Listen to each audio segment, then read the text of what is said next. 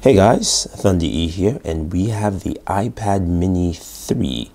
This is the latest iPad Mini, 3rd generation, and we'll go over some of the hardware specs. We apologize for actually being late with this review, but we eventually got one, and we're taking a look at Apple's latest version offering in the iPad Mini.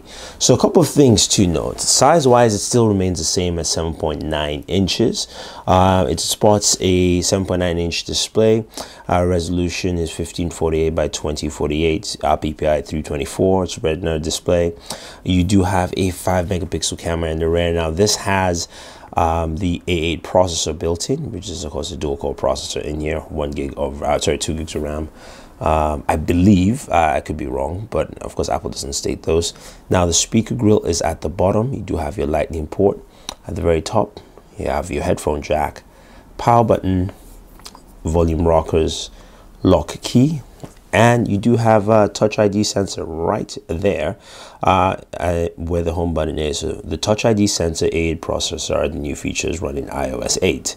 So as we power this on, you can see as we have Lex standing there in all his glory, running familiar iOS. You see here, you do have Apple Pay capabilities, but they are limited because it doesn't have NFC built in.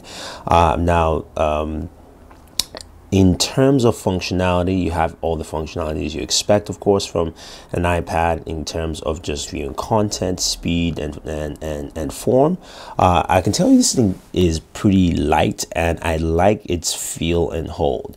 I like tablets in this size range. I think they've done a good job in keeping it that, but it's still very similar to its predecessor in terms of size, look, and feel altogether. Again, it's that all aluminum build and body. You can see the bezeling around it, still slightly thick. Now, some of the things you're probably concerned about is gaming. So how does gaming actually look on this device? So we took a look at 2 games. I just wanted to show you so you can definitely check that out.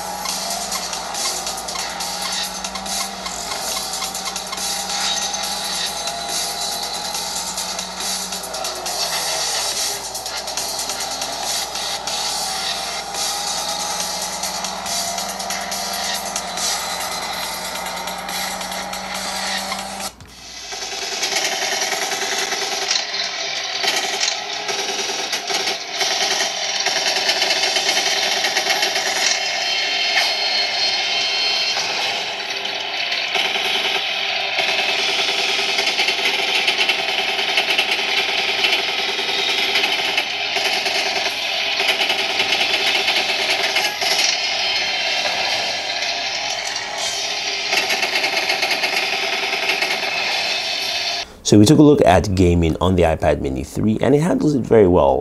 The A8 processor does a very good job at that. And again, display looks vibrant where you can literally handle games well, and it looks pretty good. Battery life on this is also very good with its roughly 6,000 milliamp battery. Does a very good job, should last you quite a while with this. I've had this I've been using it on and off at least for a couple of days. I'll say maybe 3 days on and off with this while gaming. It still lasted me quite a while. So I'll say battery life on this is very good. Now, the iPad Mini 3 is one of those things a lot of people ask, should I actually upgrade to this or should I pick this up? And, before I even get to that topic, I want to actually show you how it looks compared to its younger sibling, or its older sibling here. And you can see this is the iPad Mini 2, this is iPad Mini 3. They look exactly the same, very identical in look and feel. You can see just sizing there. It's also the same thing. If I actually stack them next to each other, I might actually not know which is which, except of course one is dark gray, one's silver, and that's that. So they do look similar. That basically the hardware is the same all around.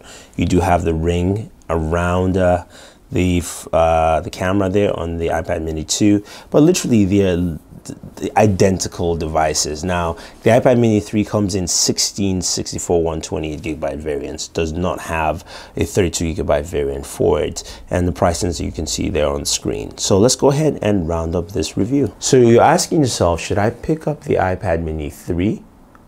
The answer is no. And not because you shouldn't pick up an iPad mini, but because you could actually pick up the iPad mini 2. See, the iPad mini 3, it literally is the iPad mini 2 with Touch ID. And even with Touch ID, you have limited Apple Pay usage with it. And also, everything else is really the same with both devices. I think iPad mini 2 is cheaper, does a lot of things well, and for the consumption of entertainment, it's literally the same experience here. There are no added features to do a lot to separate the iPad mini 3 from the iPad mini 2.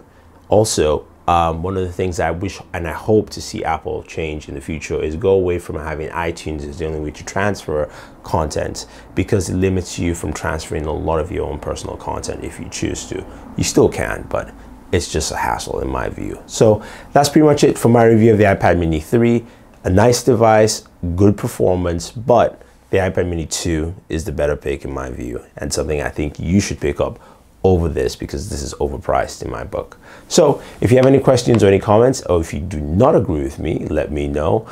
Leave your thoughts down below. Also, don't forget to like this video, share this video, and favorite this video so we can make more videos for you, and do subscribe to the channel. So this is Thunder E saying thank you, and always enjoy your entertainment.